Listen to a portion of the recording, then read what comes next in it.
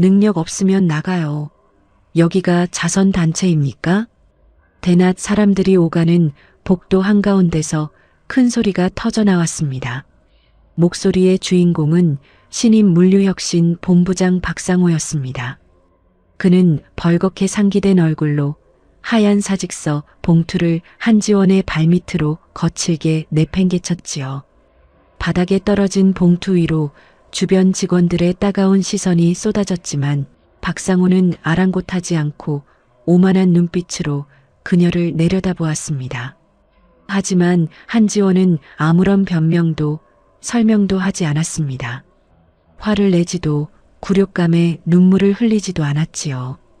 그녀는 그저 조용히 고개를 들어 박상호를 똑바로 바라봤습니다. 오래된 소설을 읽다가 이미 결말을 다 알아버린 사람처럼, 혹은 거대한 비극의 시작을 묵묵히 받아들이는 사람처럼요. 그 고요한 눈빛에 박상호는 순간 흠칫했지만 이내 코웃음을 치며 돌아섰습니다. 박상호는 몰랐습니다. 자신이 지금 내던진 것이 단순한 계약직 직원의 사직서가 아니라 회사의 모든 수출입을 가능하게 하던 가장 중요한 설계도였다는 것을요. 그리고 불과 사흘 뒤 그는 이 순간을 뼈저리게 후회하며 바닥에 주저앉아 울부짖게 됩니다. 도대체 그녀가 가진 비밀은 무엇이었고 이 오만한 본부장의 운명은 어떻게 변했을까요? 이 이야기의 뒷이야기가 궁금하시다면 잠시 구독과 알림 설정 부탁드립니다. 지금 어디에서 이 이야기를 시청해 주시고 계신가요? 댓글로 남겨주시면 정성을 다해 감사 인사를 전하겠습니다. 끝까지 들으시면 인생의 큰 깨달음과 묵직한 전문성의 무게가 무엇인지 느끼는 시간이 되실 겁니다. 그럼 이야기는 어느 무더운 여름날의 성진 정밀 사무실로 거슬러 올라갑니다. 성진 정밀 물류팀 사무실은 언제나 낡은 종이 냄새와 날카로운 전화벨 소리로 가득했습니다. 팩스 기기가 쉴 새 없이 돌아가고 누런 서류 봉투들이 책상마다 산처럼 쌓여 있던 시절이었지요. 그 혼란의 중심에 한지원이 있었습니다. 그녀는 32의 계약직 사원이었지만 실질적으로 회사의 모든 수출입 흐름을 꿰뚫고 있는 유일한 인물이었습니다. 당시에는 지금처럼 컴퓨터 시스템이 고도화되지 않았기에 모든 변수는 결국 사람의 머리와 손끝에서 결정되었습니다. 지원의 책상 위에는 항상 손때 묻은 청색 수첩 하나가 놓여 있었습니다. 그 안에는 동남아시아 주요 항구의 비공식 통관 절차와 선박 회항 경로 15개가 빼곡히 적혀 있었지요. 특히 베트남 하이퐁 항구의 복잡한 통관 로직 4단계는 오직 지원만이 풀어낼 수 있는 암호화도 같았습니다. 어느 날 오후 대형 컨테이너 10개가 현지 통관 지연으로 묶였다는 급보가 날아왔습니다. 팀원들이 당황하며 영문 서류를 뒤적일 때 지원은 차분하게 수첩을 펼쳤습니다. 그녀는 현지 대리인에게 전화를 걸어 영어로 상황을 설명하며 조용히 지시를 내렸습니다. 서류상의 수치보다 중요한 건 현지의 기후와 관습, 그리고 사람과 사람 사이의 신뢰라는 걸 지원은 몸으로 익히고 있었기 때문입니다.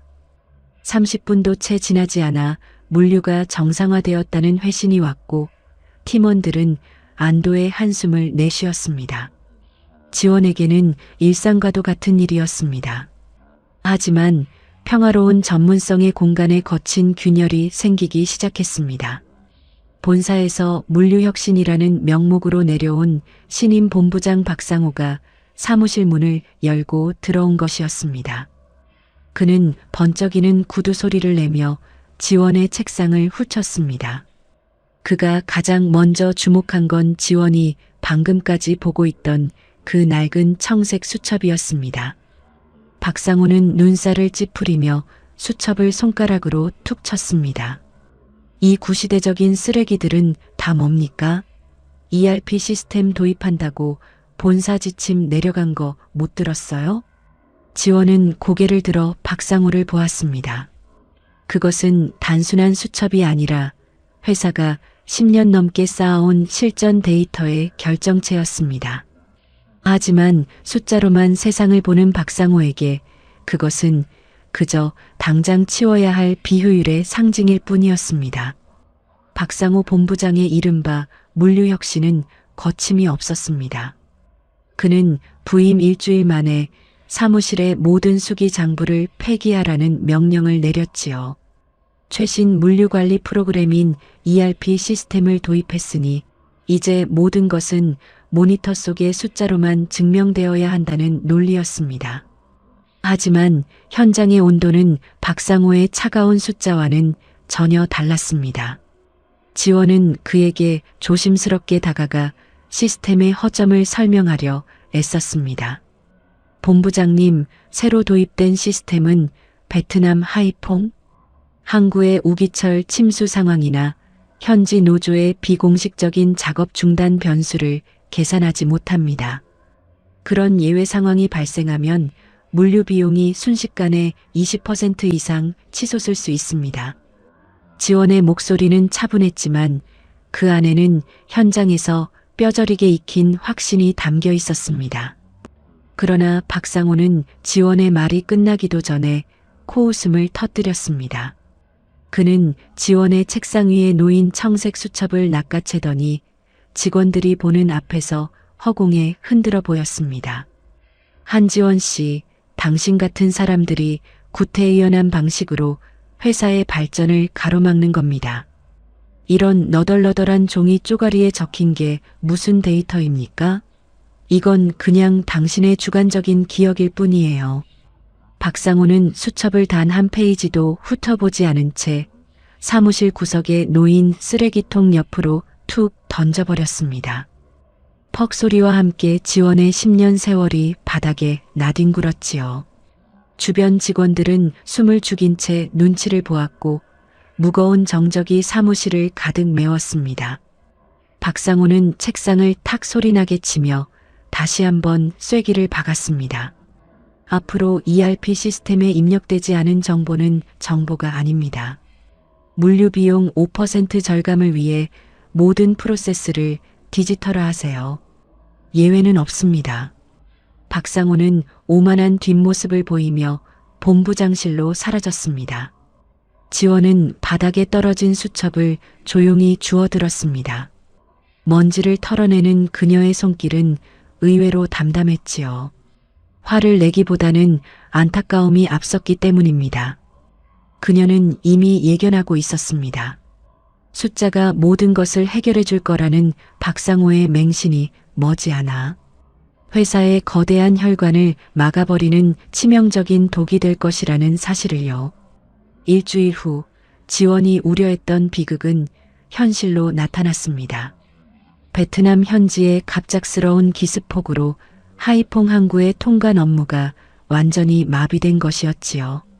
박상호가 맹신하던 ERP 시스템은 현지의 돌발 상황을 실시간으로 반영하지 못했고 사무실 모니터에는 여전히 정상이라는 초록색 글자만 평온하게 떠 있었습니다. 하지만 실제로는 100억 원 규모의 수출 물량이 항구 바닥에 묶여 매일 수천만 원의 연체료를 발생시키며 썩어갈 위기에 처해 있었지요. 당황한 박상호는 현지 대리인과 연락을 시도하며 영어로 상황을 설명해 보라고 소리를 질렀지만 현지의 복잡한 관습과 비공식 로직을 무시한 그의 강압적인 태도는 오히려 상황을 악화시킬 뿐이었습니다. 그는 지원이 경고했던 우기철 변수를 떠올렸지만 자신의 오판을 인정하는 대신 분노의 화살을 엉뚱한 곳으로 돌렸습니다. 점심시간 직전 사람들이 북적이는 사무실 복도 한가운데서 박상호는 지원을 불러 세웠습니다. 그의 손에는 미리 준비한 듯한 하얀 봉투가 들려 있었지요. 그는 주변의 시선은 아랑곳하지 않고 얼굴을 벌겋게 붉히며 소리쳤습니다. 한지원 씨, 당신이 평소에 인수인계를 제대로 안 하고 시스템을 방해해서 일이 꼬인 거 아닙니까? 능력 없으면 나가요. 여기가 무슨 자선단체인 줄 압니까? 박상호는 말을 마침과 동시에 사직서, 봉투를 지원의 발밑으로 사정없이 내던졌습니다. 바닥에 떨어진 봉투 위로 동료들의 경악 섞인 시선이 꽂혔습니다. 박상호는 씩씩거리며 그녀를 멸시하듯 쳐다보았지만 지원은 아무런 대꾸도 하지 않았습니다. 그녀는 그저 조용히 몸을 숙여 바닥에 떨어진 봉투를 주워들었습니다. 그리고 박상호를 똑바로 바라보았지요. 그 눈빛은 분노나 슬픔이 아니었습니다. 이미 배가 침몰하고 있다는 사실을 알고 조용히 짐을 싸는 사람의 평온함에 가까웠습니다. 지원은 가볍게 고개를 숙여 인사하고는 자신의 자리로 돌아가 낡은 청색 수첩과 개인 소지품을 챙겼습니다. 그녀가 회사를 나서는 뒷모습 위로 박상호의 오만한 고함은 여전히 복도를 울리고 있었습니다. 지원은 10년 넘게 자신의 손때가 묻은 책상을 정리했습니다. 청색 수첩 하나와 작은 화분, 그리고 몇 권의 전문 서적을 담은 상자는 의외로 가벼웠지요. 동료들은 박상호의 눈치를 보며 쉽게 다가오지 못했지만 그녀가 사무실 문을 나설 때 누군가 조용히 한숨을 쉬는 소리가 들렸습니다. 그것은 안도감이 아니라 거대한 폭풍을 앞둔 본능적인 불안의 소리였습니다. 지원은 정문을 나서며 단 한 번도 뒤를 돌아보지 않았습니다. 대신 그녀의 머릿속에는 이미 하이퐁 항구의 붉은 신호등이 선명하게 켜지고 있었습니다. 지원이 떠난 첫날, 박상호는 승리감에 도취해 있었습니다. 그는 지원의 빈자리를 보며 이제야 사무실이 현대적으로 깨끗해졌다며 큰 소리를 쳤지요. 하지만 그 평화는 채 2시간을 넘기지 못했습니다. 베트남 현지 물류 대리점에서 다급한 팩스가 날아온 것이었습니다. 통관 서류 4단계 중 2번째 단계에서 치명적인 오류가 발생하여 모든 컨테이너가 압류될 위기라는 내용이었지요. 박상호는 자신만만하게 ERP 시스템을 가동했습니다. 하지만 모니터에는 알 수 없는 오류라는 영문 메시지만 깜빡일 뿐이었습니다. 시스템은 규격화된 데이터만 읽을 줄 알았지 현지 세관원들의 변덕이나 기상 악화로 인한 비공식적인 통관, 경로 변경 같은 살아있는 정보는 전혀 알지 못했습니다. 다급해진 물류팀 대리가 박상호에게 달려와 보고했습니다. 본부장님, 한지원 씨가 관리하던 현지 연락망과 비공식 로직이 없으면 이 건은 해결이 불가능합니다. 지금 이 순간에도 매시간 1,000만 원 이상의 채설료가 쌓이고 있습니다. 박상호는 책상을 쾅 치며 화를 냈습니다. 시스템이 있는데 왜 사람이 필요합니까? 당장 매뉴얼 찾아봐요. 하지만 그 어디에도 매뉴얼은 없었습니다. 그것은 지원의 머릿속과 그 낡은 청색 수첩에만 존재하던 10년의 실전 교본이었으니까요. 성진 정밀의 핵심 혈관이 서서히 굳어가기 시작한 순간이었습니다. 지원은 그 시각 집 근처 작은 공원에 앉아 10년 만에 찾아온 낯선 고요함을 만끽하고 있었습니다. 지원이 떠난 지 일주일이 흐른 월요일 아침이었습니다.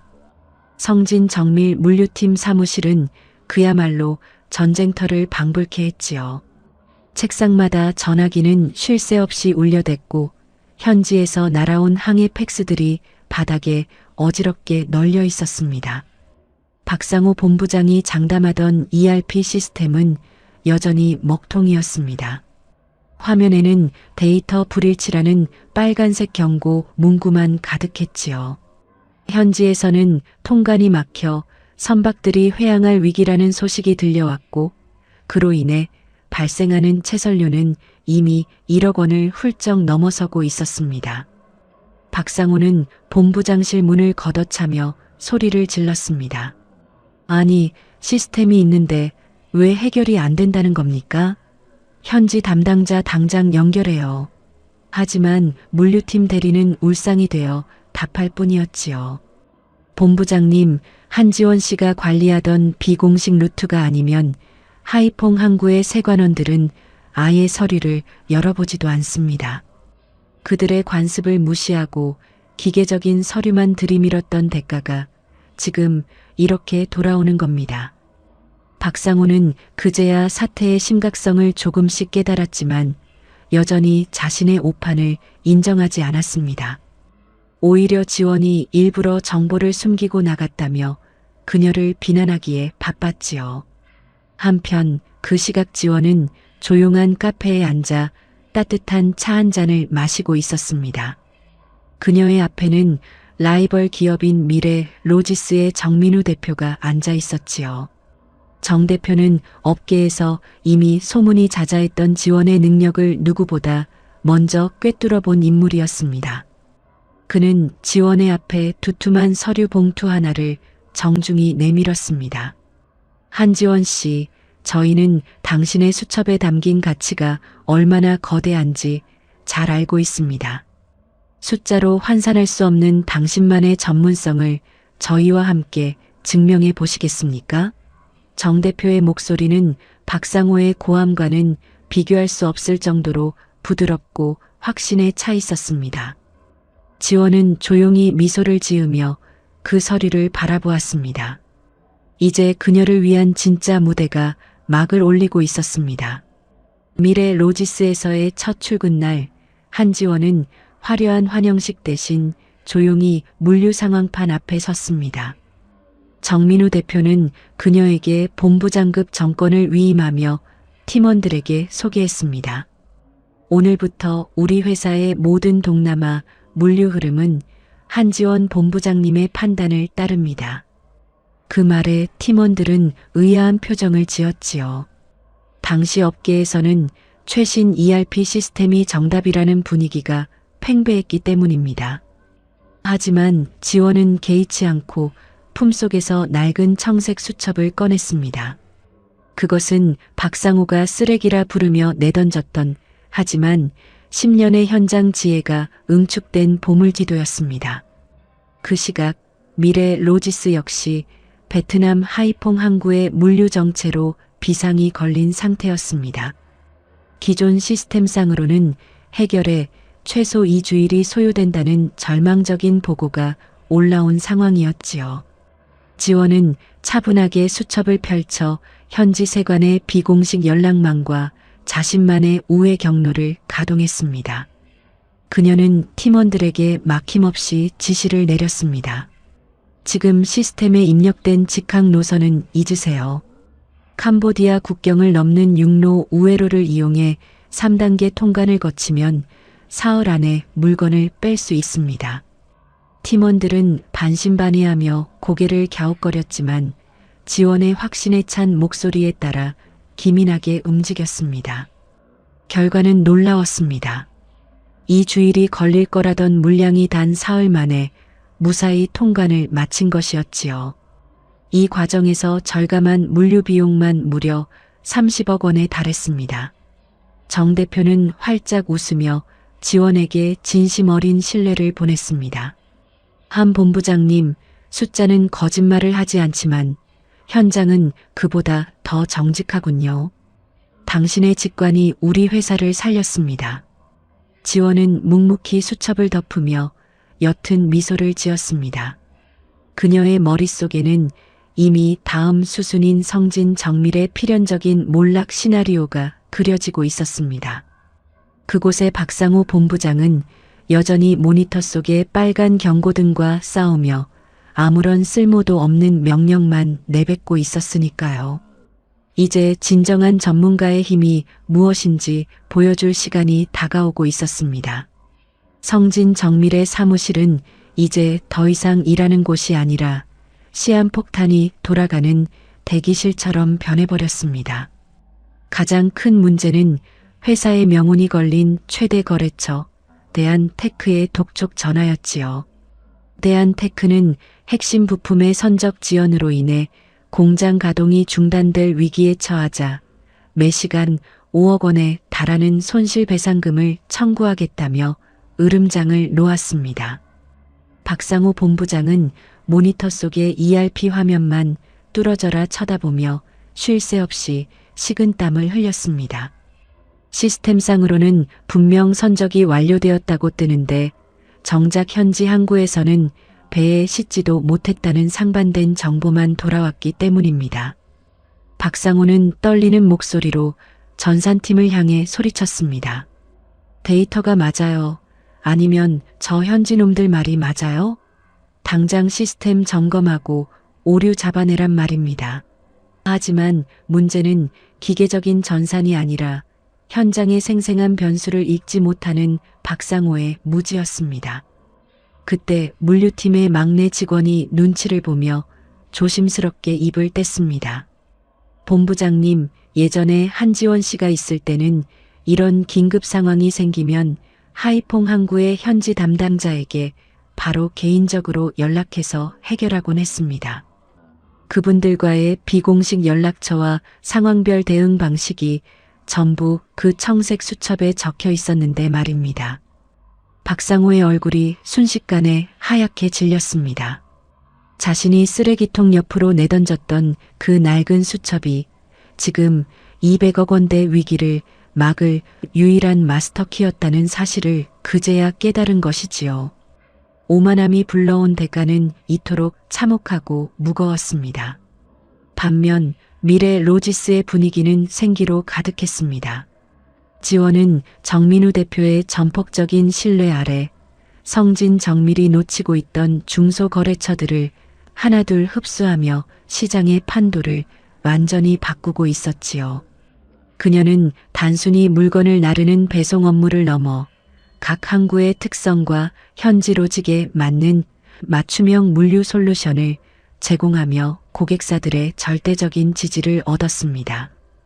정 대표는 지원의 책상 위에 놓인 청색 수첩을 바라보며 부드럽게 말했습니다. 한 본부장님, 그 작은 수첩 하나가 우리 회사의 자산 가치를 수십 배는 올려주었군요. 당신을 모셔온 건 제 인생 최고의 선택이었습니다. 지원은 그 칭찬에 담긴 진심을 느끼며 다시 한번 확신했습니다. 자신을 알아봐주는 곳에서 발휘하는 능력이야말로 진정한 전문가의 증명이라는 것을요.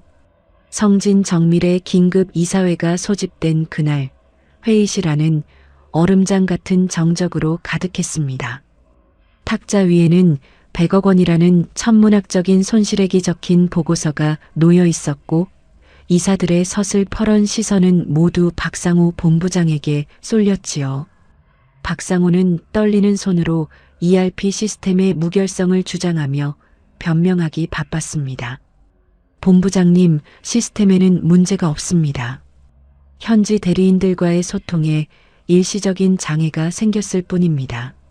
하지만 이미 결과는 처참했습니다. 물류가 열흘 넘게 멈춰서면서 발생한 채선료와 거래처들의 연쇄적인 손해, 배상 청구액은 회사가 감당할 수 있는 임계점을 넘어서고 있었거든요. 그때 한 이사가 책상을 내리치며 날카롭게 물었습니다. 이 모든 재앙이 단 한 명의 계약직 퇴사자 때문에 벌어진 일이라니 이게 제정신으로 할 소리입니까? 박상호는 입을 굳게 다물 수밖에 없었습니다. 자신이 내쫓은 한지원이 단순한 직원이 아니라 회사의 시스템 그 자체였다는 사실을 인정하는 순간 자신의 무능이 만천하에 드러날 판이었으니까요. 반면 미래 로지스의 분위기는 그 어느 때보다 활기차게 돌아가고 있었습니다. 지원은 성진 정밀에서 이탈한 대형 거래처들을 차례로 흡수하며 업계의 새로운 질서를 세우고 있었지요. 그녀는 이제 더 이상 먼지 쌓인 책상 구석에서 홀로 수첩을 뒤적이는 계약직 사원이 아니었습니다. 정민우 대표는 그녀에게 본부장이라는 직함과 함께 독자적인 물류전략연구소를 설립할 수 있는 정권을 부여했습니다. 지원은 자신의 청색 수첩에 담긴 하이퐁 로직과 동남아시아 각 항구의 특수성을 체계화하여 최첨단 시스템과 현장의 지혜가 완벽하게 조화되는 새로운 물류 플랫폼을 구축해 나갔습니다. 업계에서는 이제 미래 로지스의 물건을 맡겨야만 가장 빠르고 안전하게 도착한다는 소문이 파다하게 퍼졌습니다. 성진 정밀의 거래처들은 하나둘 계약 파기를 선언하며 미래 로지스의 문을 두드리기 시작했지요. 박상호는 매일 밤 자신의 오판을 저주하며 지원의 이름을 의조렸습니다. 그는 뒤늦게 지원의 연락처를 수소문해 전화를 걸어보았지만 수신 거부라는 차가운 안내음만이 돌아올 뿐이었습니다. 전문가의 가치를 숫자로만 재단하려 했던 오만한 본부장의 몰락은 이제 거부할 수 없는 숙명이 되어 성진 정밀을 집어삼키고 있었습니다. 성진 정밀의 운명을 결정지을 최후의 통첩은 찬 바람이 몰아치던 초겨울 아침에 도착했습니다. 최대 거래처였던 대한테크가 물류마비로 인한 손실액 100억 원을 청구함과 동시에 공식적인 계약 파기를 선언한 것이었지요. 이 소식은 성진 정밀 전체를 거대한 공포로 몰아넣었습니다. 이사회는 즉각 박상호 본부장을 소환해 날카롭게 책임을 물었습니다. 현장의 특수성을 무시한 채 숫자, 노름으로만 물류를 해결하려 했던 대가는 회사의 존폐를 가를 만큼 가혹했습니다. 당신이 내쫓은 그 여직원, 지금 미래 로지스에서 연봉 3배를 받고 본부장으로 일하며 우리 거래처를 다 뺏어가고 있다면서요? 무슨 수를 써서라도 데려오세요. 아니면 당신의 해임은 물론이고 민사상 책임까지 묻겠습니다. 이사장의 서슬 퍼런 고함에 박상호는 사시나무 떨듯 떨며 회의실을 나섰습니다. 그는 결국 마지막 자존심을 모두 팽개친 채 미래 로지스로 향했습니다. 한때 자신이 능력 없으면 나가라고 소리치며 사직서를 던졌던 그 여자를 찾아가 비굴하게 구걸이라도 해야 하는 처지가 된 것이지요. 미래 로지스의 본사 로비는 성진 정밀의 침체된 분위기와는 딴판으로 생기와 활력이 넘쳤습니다. 박상호는 안내 데스크에서 한지원 본부장을 뵙고 싶다며 연신 머리를 조아렸습니다. 하지만 돌아온 대답은 얼음장처럼 차가웠습니다. 본부장님은 지금 대한테크와의 신규 물류 전략 회의 중이라 외부인을 뵐 수 없습니다. 박상호의 머릿속이 하얗게 전멸했습니다. 자신이 제 손으로 걷어찬 행운이 경쟁사의 가장 강력한 무기가 되어 자신의 숨통을 조여오고 있었으니까요. 박상호는 로비 한 구석에 주저앉아 지원이 나오기만을 기다렸습니다. 지나가는 직원들의 시선이 따가웠지만 그는 이제 그런 것을 신경 쓸 처지가 아니었습니다. 1시간 뒤 회의를 마치고 나오는 지원의 모습이 보였습니다. 그녀는 예전의 초라한 계약직 사원이 아니었습니다. 세련된 정장에 수십 명의 팀원을 거느린 업계 최고의 전문가다운 당당하고 우아한 모습이었지요. 박상호는 체면도 잊은 채 그녀에게 달려가 앞을 가로막았습니다.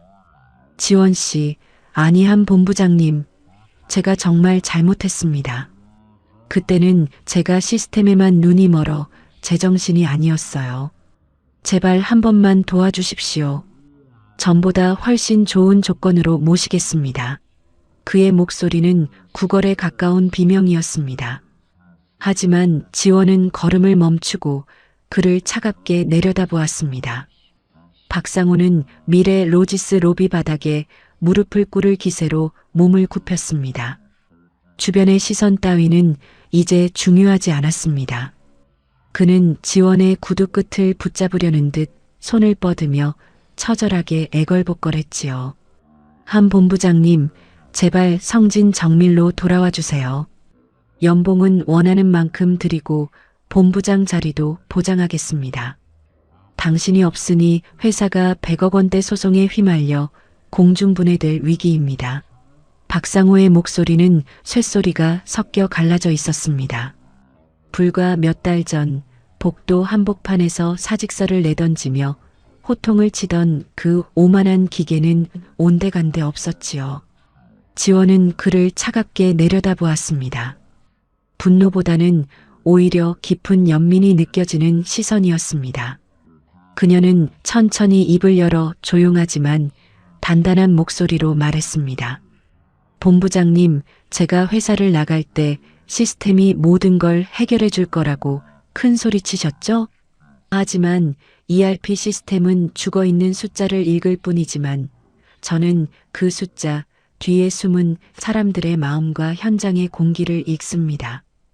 본부장님이 쓰레기라고 내던졌던 제 청색 수첩에는 하이퐁 항구 세관원들의 가족 관계부터 우기철마다 바뀌는 비공식 물류 경로까지 10년의 세월이 담겨 있었습니다. 그 가치를 알아보지 못한 건 전적으로 본부장님의 선택이었습니다. 박상호는 입을 벌린 채 아무런 반박도 하지 못했습니다. 지원은 비참하게 무너진 그를 뒤로하고 말을 이어갔습니다. 회사가 망해가는 건 제가 없어서가 아닙니다. 사람을 소모품으로 보고 현장의 전문성을 숫자로만 재단하려 했던 본부장님의 오만함 때문입니다. 저는 이제 제 능력을 귀하게 여기는 곳에서 제 몫을 다하고 있습니다. 그러니 다시는 저를 찾아오지 마세요. 지원은 박상호를 차갑게 남겨둔 채 우아하게 뒤돌아섰습니다. 그날 오후 박상호는 성진 정밀 이사회로부터 즉각 해임 통보를 받았습니다. 회사는 그에게 100억 원대 손실에 대한 구상권 청구 소송을 시작하겠다고 공표했지요. 박상호는 비틀거리며 회사 정문을 나섰습니다. 자신이 지원을 내쫓았던 바로 그 자리에서 그는 이제 모든 것을 잃고 쫓겨나는 신세가 되었습니다. 성진 정밀의 몰락은 업계에 거대한 파장을 일으켰습니다. 한때 지역 물류의 중심이라 불리던 회사는 100억 원대 손실을 견디지 못하고 결국 법정 관리에 들어갔지요. 박상호 전 본부장은 모든 재산을 압류당한 채 업계에서 영구히 퇴출당했습니다. 그의 오만함이 부른 결과는 이토록 처참했습니다. 반면 한지원은 미래 로지스의 부사장으로 파격 승진하며 새로운 전성기를 맞이했습니다. 그녀의 낡은 청색 수첩은 이제 고도로 정밀한 디지털 데이터베이스로 변환되어 회사의 대체 불가능한 핵심 자산이 되었습니다.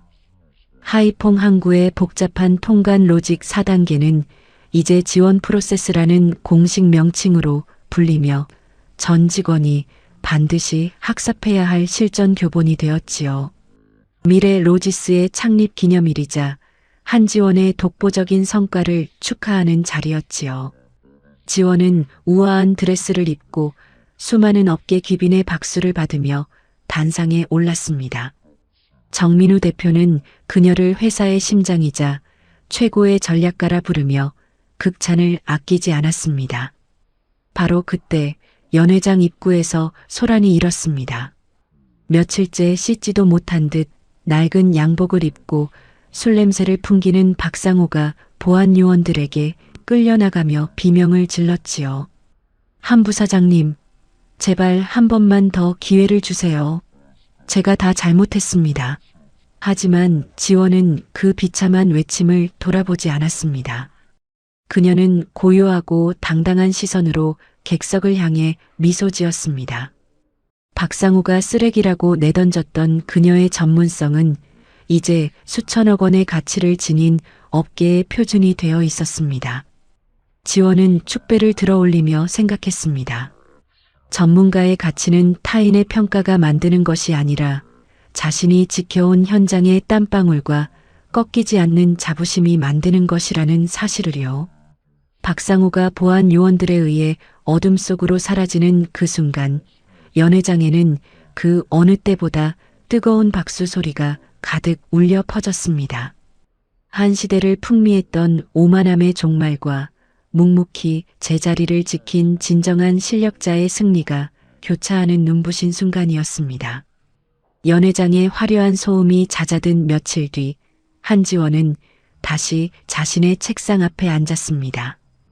이제는 널찍한 원목 책상에 최신형 컴퓨터가 놓여 있었지만 그녀의 손길이 가장 먼저 닿은 곳은 여전히 낡고 모서리가 다른 청색 수첩이었습니다.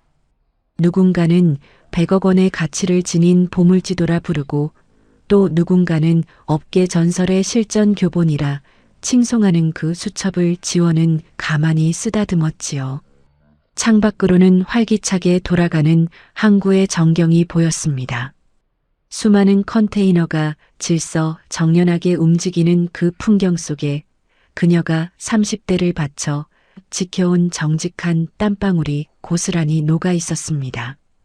지원은 이제 자신의 지혜를 혼자만 간직하지 않습니다. 매주 신입사원들을 대상으로 열리는 물류 전략 강의에서 그녀가 가장 강조하는 것은 시스템의 효율이 아니라 사람의 가치입니다.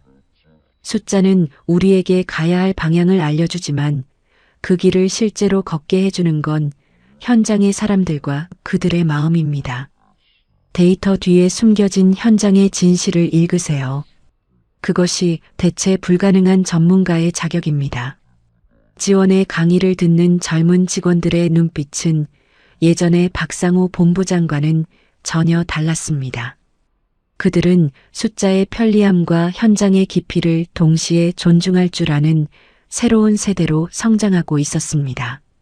박상호 전 본부장의 소식은 가끔 들려왔습니다. 그는 여전히 자신의 실패를 시스템의 오류라 탓하며 뒷골목 술집을 전전하고 있다고 합니다.